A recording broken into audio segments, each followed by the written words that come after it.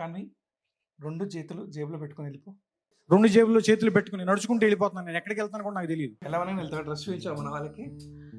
So చూస్తున్నారు కదండి, వెళ్ళమని నువ్వే అంటావు. అంటే 2 జేబులు ఉన్నాయి కదా, పాకెట్స్ 2 పాకెట్స్ అని చెప్పి చూద్దామని.